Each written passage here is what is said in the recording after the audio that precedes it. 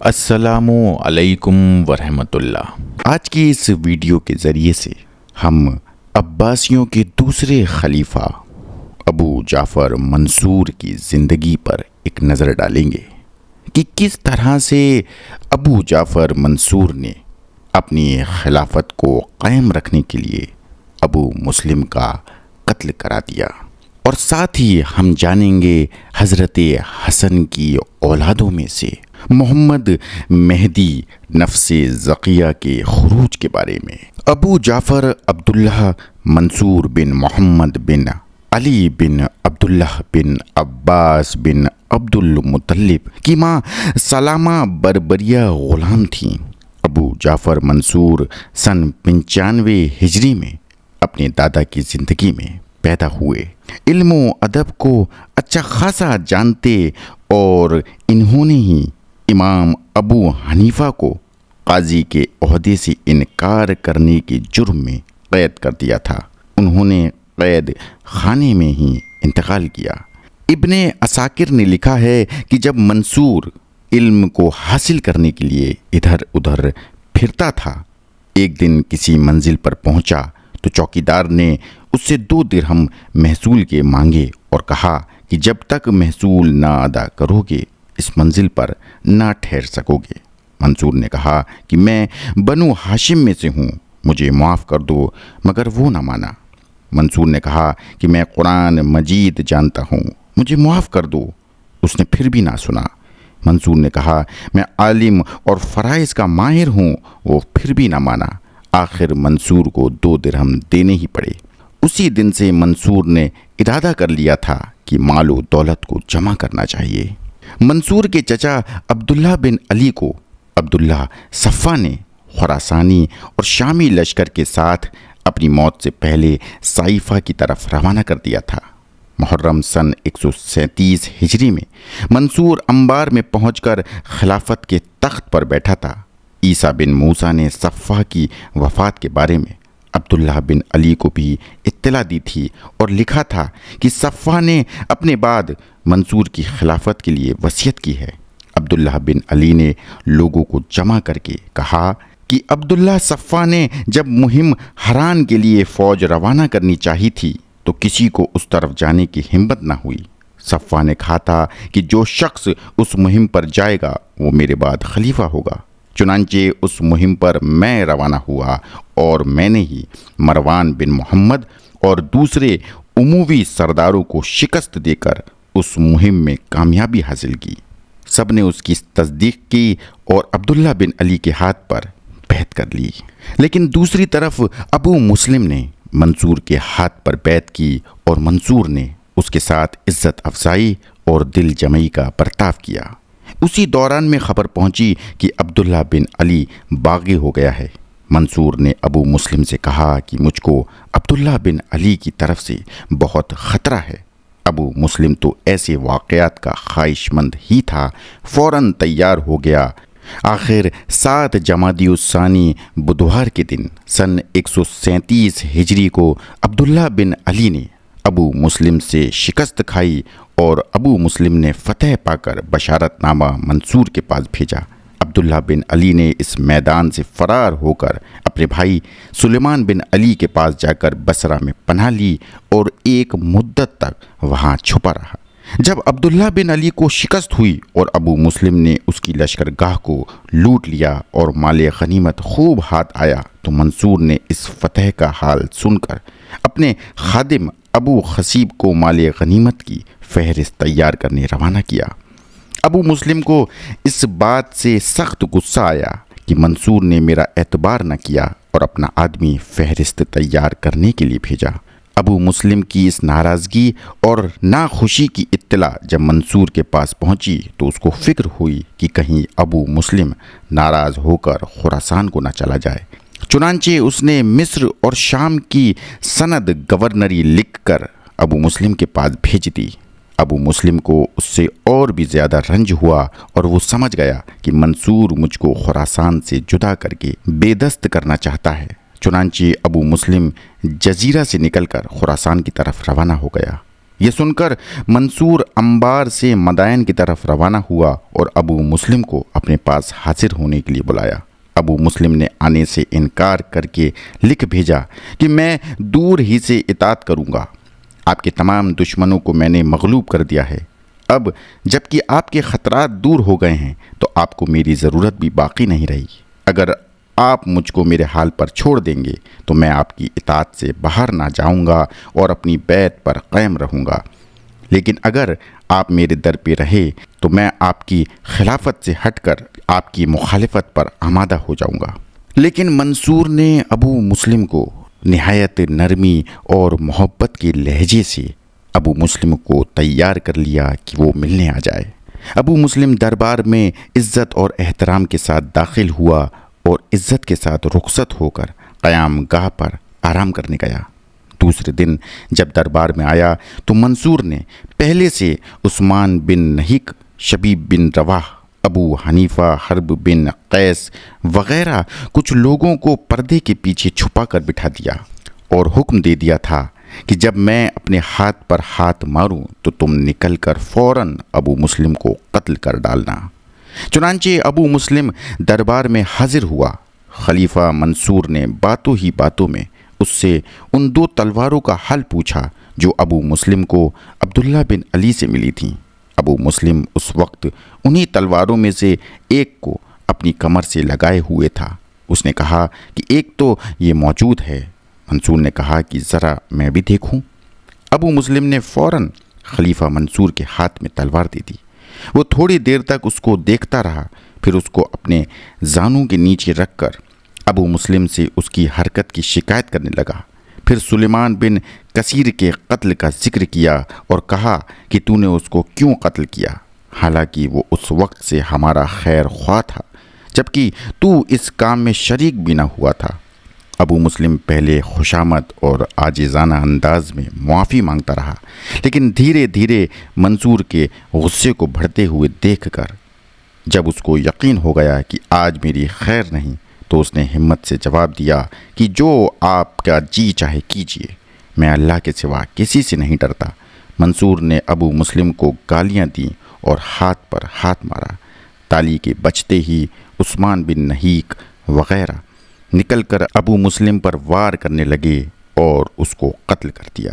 ابو مسلم کے قتل سے فارغ ہو کر بظاہر منصور کو اطمینان حاصل ہو چکا تھا، لیکن اس کے بعد بھی منصور کے لیے مشکلوں کا سلسلہ برابر جاری رہا۔ منصور نے ابو مسلم کے قتل کے بعد سنباد جو ابو مسلم کے ساتھیوں میں سے تھا، منصور نے سنباد کو شکست دی۔ راوندیہ فرقہ جو سر اٹھا رہا تھا اس کو بھی ہلاک کر دیا۔ عبد الجبار کی بغاوت کو ختم کیا اور پھر علویوں کو قید کر دیا۔ صفا نے انبار کو دارالسلطنت بنایا تھا اور کچھ دن کے بعد انبار سے قریب اس نے اپنا ایک محل اور اراکین سلطنت کے مکانات بنوائے۔ یہ ایک چھوٹی سی بستی الگ قائم ہو گئی تھی۔ اس کا نام ہاشمیہ رکھا گیا تھا۔ منصور ہاشمیہ ہی میں سے تھا۔ سن 140 ہجری یا 141 ہجری میں منصور نے اپنا ایک الگ دارالخلافہ بنانا چاہا اور شہر بغداد کی بنیاد رکھی گئی۔ بغداد کی تعمیر کا کام تقریباً 9-10 سال تک جاری رہا اور سن 139 ہجری میں اس کی تعمیر مکمل ہو گئی۔ اس دن سے بنو عباس کا دارالخلافہ بغداد رہا۔ اسی عرصے میں علماء اسلام نے دینی علوم کی تاسیس اور تدوین کا کام شروع کیا۔ جب منصور نے عبداللہ بن حسن اور دوسری حضرت حسن کی اولادوں کو قتل کرا دیا تو محمد مہدی نے اس خبر کو سن کر زیادہ انتظار مناسب نہ سمجھا۔ ان کو یہ بھی یقین تھا کہ لوگ ہمارا ساتھ دینے اور منصور کی بیعت کو چھوڑنے کے لیے ہر جگہ تیار ہیں۔ چنانچہ انہوں نے اپنے مدینہ کے دوستوں سے خروج کا مشورہ کیا۔ اتفاق سے مدینہ کی عامل رباح کو جاسوسوں کے ذریعے سے اس بات کی اطلاع ہو گئی کہ آج محمد مہدی خروج کرنے والے ہیں۔ اس نے جعفر بن محمد بن حسین اور حسین بن علی بن حسین اور کچھ قریشیوں کو بلا کر کہا کہ اگر محمد مہدی نے خروج کیا تو میں تم کو قتل کر دوں گا۔ اب یہ باتیں ہو ہی رہی تھیں کہ تکبیر کی آواز آئی اور معلوم ہوا کہ محمد مہدی نے خروج کیا ہے۔ شروع میں ان کے ساتھ صرف 150 آدمی تھے۔ انہوں نے سب سے پہلے قید خانے کی طرف جا کر محمد بن خالد بن عبداللہ قصری اور اس کے بھتیجے تدیر بن یزید بن خالد اور ان لوگوں کو جو ان کے ساتھ قید تھے آزاد کیا۔ پھر دارالامارت کی طرف آ کر رباح اور اس کے بھائی عباس اور ابن مسلم بن عقبہ کو گرفتار کر کے قید کر دیا، اور اس کے بعد مسجد کی طرف آ کر خطبہ دیا، جس میں منصور کی بری عادت اور مجرمانہ کاموں کا ذکر کر کے لوگوں کے ساتھ عدل اور انصاف کے برتاؤ کا وعدہ کیا اور ان سے مدد چاہی۔ محمد مہدی کے خروج و رباح کے قید ہونے کے 9 دن بعد منصور کے پاس خبر پہنچی۔ وہ سب سن کر سخت پریشان ہوا، فوراً کوفہ میں آیا اور کوفہ سے ایک خط بطور امان نامہ محمد مہدی کے نام لکھ کر روانہ کیا۔ اس خط میں منصور نے لکھا تھا کہ میرے اور تمہارے درمیان اللہ اور اس کے رسول کا عہد اور میثاق اور ذمہ ہے کہ میں تم کو، تمہارے اہل خاندان کو اور تمہارے پیروی کرنے والوں کو جان و مال اور اسباب کی امان دیتا ہوں۔ نیز اب تک تم نے جو خون ریزی کی ہو یا کسی کا مال لے لیا ہو اس سے بھی درگزر کرتا ہوں، اور تم کو 1,00,000 درہم اور دیتا ہوں۔ اس کے علاوہ جو تمہاری اور کوئی حاجت ہوگی وہ بھی پوری کر دی جائے گی۔ جس شہر کو تم پسند کرو گے اسی میں ٹھہرائے جاؤ گے۔ جو لوگ تمہارے ساتھ شریک ہیں ان کو امن دینے کے بعد ان سے کبھی پوچھ تاچھ نہ کروں گا۔ اگر تم ان باتوں کے متعلق اپنا اطمینان کرنا چاہو تو اپنے سب سے قریبی کو میرے پاس بھیج کر مجھ سے عہد نامہ لکھوا لو اور ہر طرح مطمئن ہو جاؤ۔ یہ خط جب محمد مہدی کے پاس پہنچا تو انہوں نے جواب میں لکھا کہ ہم تمہارے لیے ویسا ہی امان پیش کرتے ہیں جیسا کہ تم نے ہمارے لیے پیش کیا ہے۔ حقیقت یہ ہے کہ حکومت ہمارا حق ہے۔ تم ہمارے ہی سبب سے اس کے دعوے دار ہوئے اور ہمارے ہی گروہ والے بن کر حکومت حاصل کرنے کو نکلے اور اسی لیے کامیاب ہوئے۔ ہمارے والد حضرت علی امام تھے، تم ان کی ولایت کے وارث کس طرح ہو گئے حالانکہ ان کی اولاد موجود ہے؟ تم یہ بھی جانتے ہو کہ ہم جیسے شریف اور صحیح نسب لوگوں نے حکومت کی خواہش نہیں کی۔ ہم ملعونوں اور مردودوں کے بیٹے نہیں ہیں۔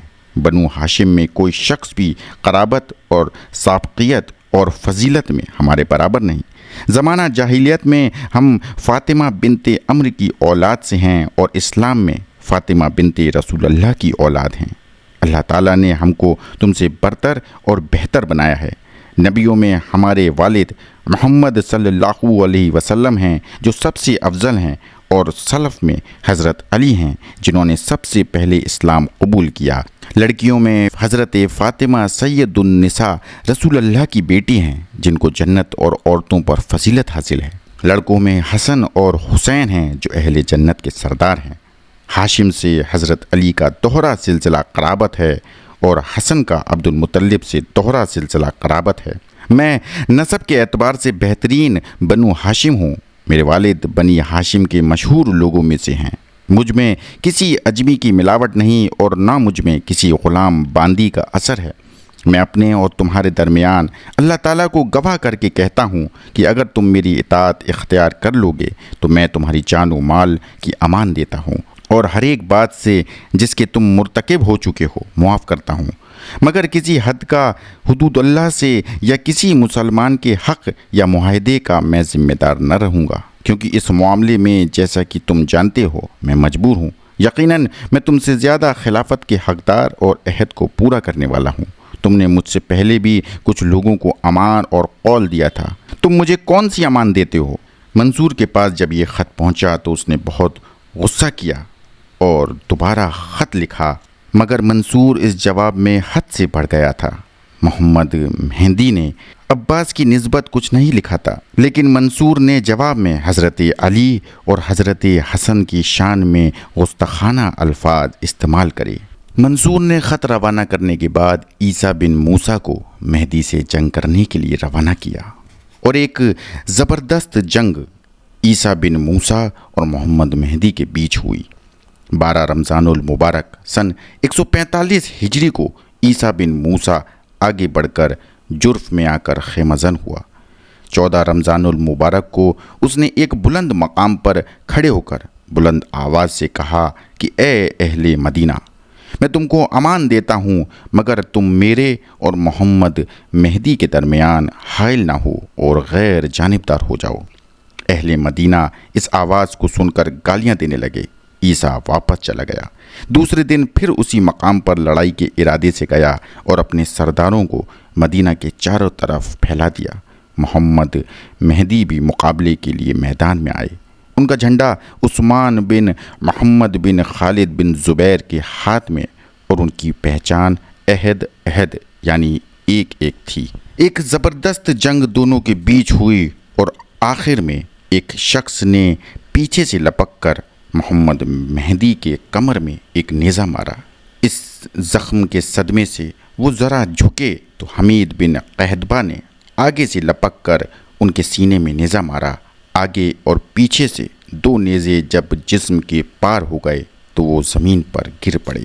محمد مہدی کو قتل کرنے کے بعد منصور نے محمد مہدی کے بھائی ابراہیم بن عبداللہ کو بھی قتل کرا دیا۔ امام مالک نے مدینہ میں لوگوں کو محمد مہدی کی بیعت کرنے کی ترغیب دی تھی۔ ان کو کوڑوں سے پٹوایا گیا۔ امام ابو حنیفہ نے عراق میں ابراہیم بن عبداللہ کی حمایت میں فتویٰ دیا تھا، اس لیے ان کو منصور نے گرفتار کرا کر بلوایا اور بغداد میں لے جا کر اس کی تعمیر کا سلسلہ جاری تھا قید کر دیا۔ اس قید میں اینٹوں کے گنوانے کی خدمت بطور مشقت ان سے لی جاتی تھی۔ سن 158 ہجری میں حج کے دن قریب آ گئے تھے تو منصور نے خود حج کا ارادہ کیا۔ اس سے اہل مکہ کو اور بھی تشویش ہوئی کہ یہاں آ کر اللہ جانے کس کس کو گرفتار کر لے اور قتل کرے، مگر اہل مکہ کی دعائیں قبول ہوئیں اور منصور مکہ تک پہنچنے سے پہلے ہی فوت ہو گیا۔ انتقال کرنے سے پہلے منصور نے ایک کاغذ پر وصیت لکھی جس میں لکھا تھا بسم اللہ الرحمن الرحیم۔ عبداللہ منصور کی طرف سے پسماندگان بنی ہاشم اور اہل خراسان اور امت مسلمین کے نام، اما بعد، میں اس عہد نامے کو اپنی زندگی یعنی دنیا کے دنوں میں سے آخری دن میں اور آخرت کے دنوں میں سے پہلے دن میں لکھ رہا ہوں۔ میں تم کو سلام کہتا ہوں اور اللہ تعالیٰ سے دعا کرتا ہوں کہ وہ تم کو فتنے میں نہ ڈالے اور نہ میرے بعد تم کو کئی فرقوں میں بانٹے اور نہ ہی تم کو خانہ جنگی کا مزہ چکھائے۔ میرے بیٹے مہدی کی اطاعت کا تم اقرار کر چکے ہو، اس پر قائم رہو اور بد عہدی اور بے وفائی سے بچو۔